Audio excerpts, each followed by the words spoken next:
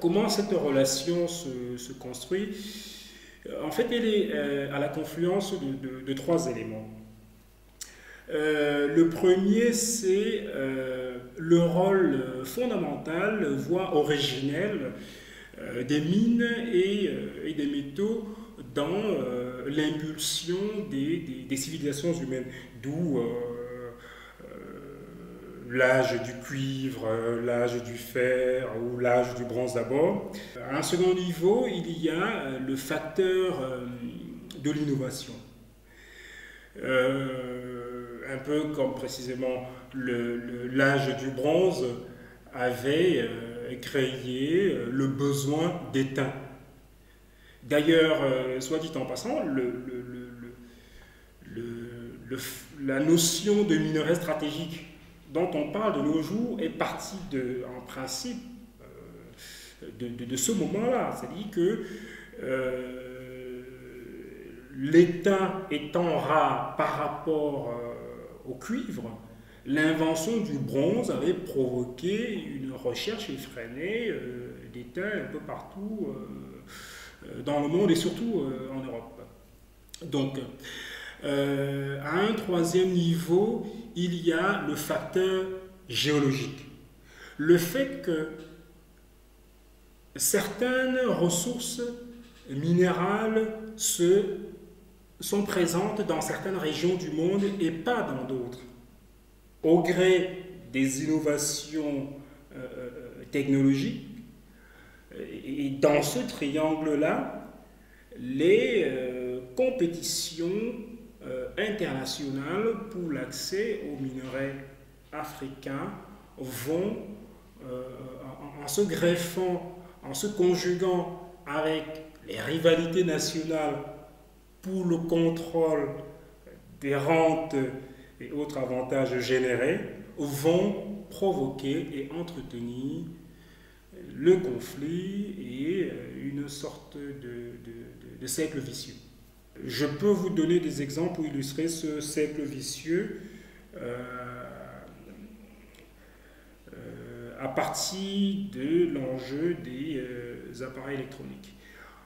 En 2013, il s'est vendu environ 1 milliard de smartphones dans le monde. Et un nombre d'un ordre de grandeur comparable de PC et de tablettes. Sachant qu'il y a environ 1 gramme d'étain par smartphone et environ 3 grammes par tablette. Et les États-Unis, qui à travers Apple sont parmi les plus grands producteurs mondiaux,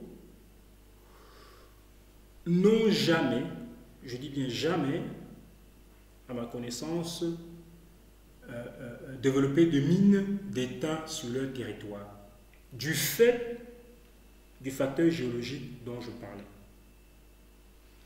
Or, compte tenu des intérêts absolument considérables qui sont en jeu, il faut absolument garantir les approvisionnements. Et parmi les moyens qui seront mobilisés, il y aura aussi le recours à la violence, c'est-à-dire une appropriation manu militari. Il est vrai que de plus en plus, cela se fait par des sous-traitants.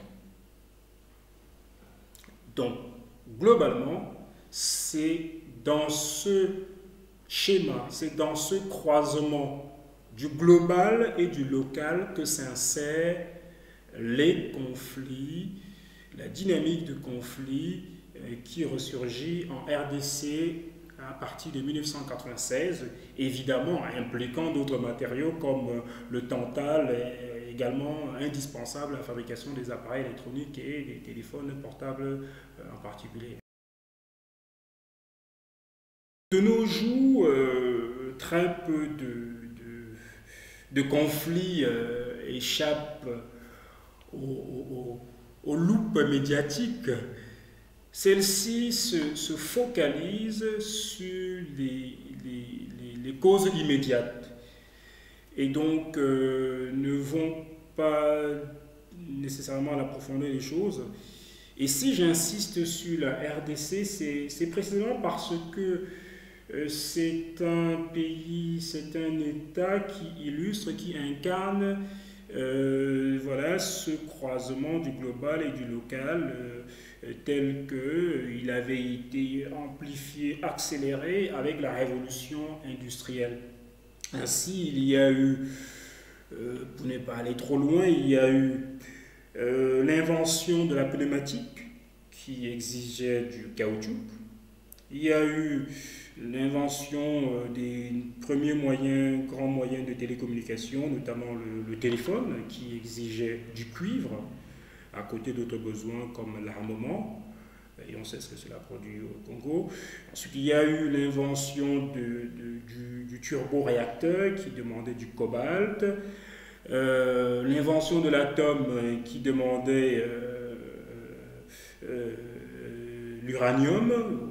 Vous savez comme moi que la première ou les seules bombes atomiques qui ont été fabriquées dans l'histoire l'avaient été avec l'uranium en provenance des mines du Katanga. Et depuis les années 90, il y a la révolution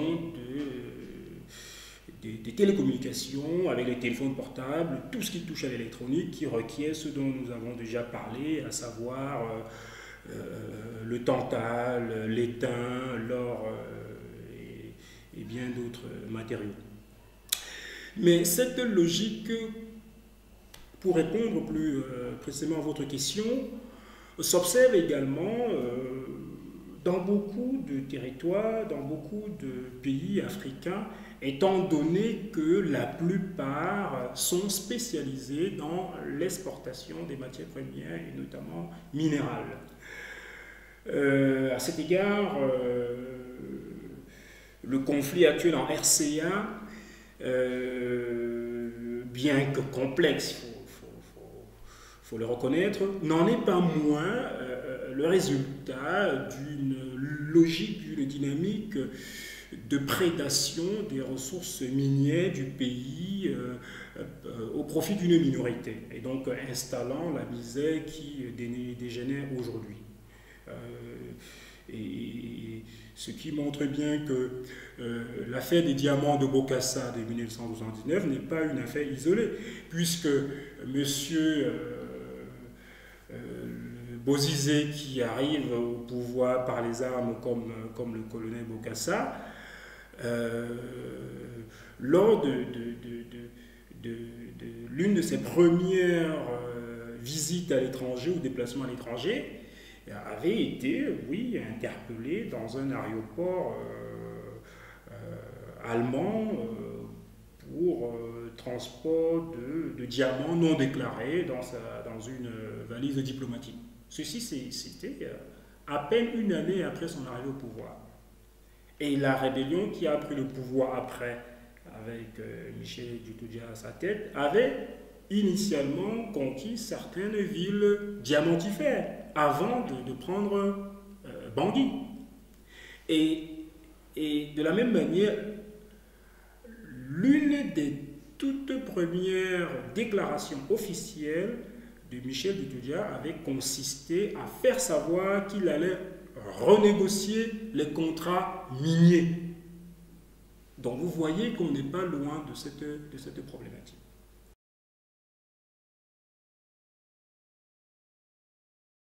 J'ai la naïveté, plus exactement, de croire que très vite, il va émerger que ces intérêts sont de court terme et sont en contraste avec les grands enjeux, avec les grands défis mondiaux contemporains. Et que, contrairement, par exemple, à l'intervention de l'Union européenne par notamment l'opération Artémis qui n'a pas fait long feu,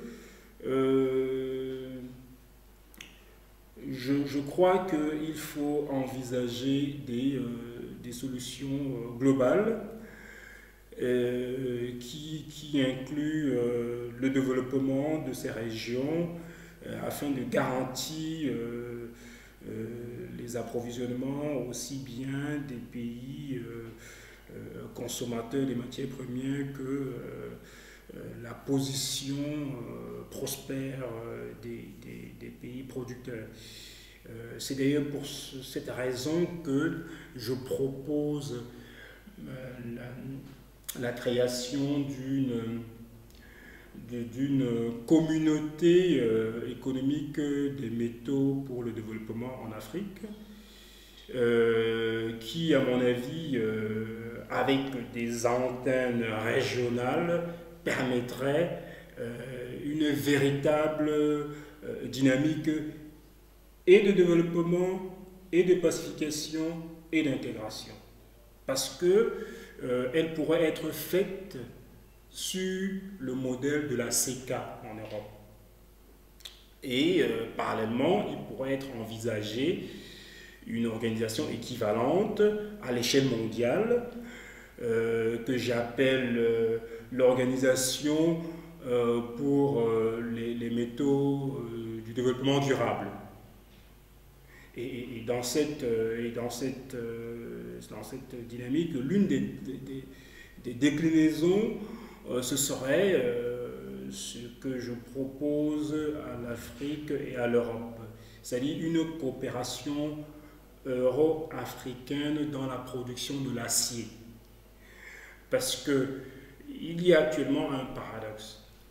D'un côté, les aciéries ferment en Europe, faute de demande de consommation locale. Or, de l'autre côté, l'Afrique manque cruellement d'acier. La consommation d'acier en Afrique est dérisoire. Alors que l'un des talents d'Achille structurels de l'Afrique, aujourd'hui, c'est le manque d'infrastructures. Et cette difficulté ne peut pas être levée sans une consommation massive d'acier, comme l'on l'a observé ailleurs dans le monde. Donc, sans les infrastructures, l'Afrique ne pourra pas se développer et ces conflits vont également perdurer.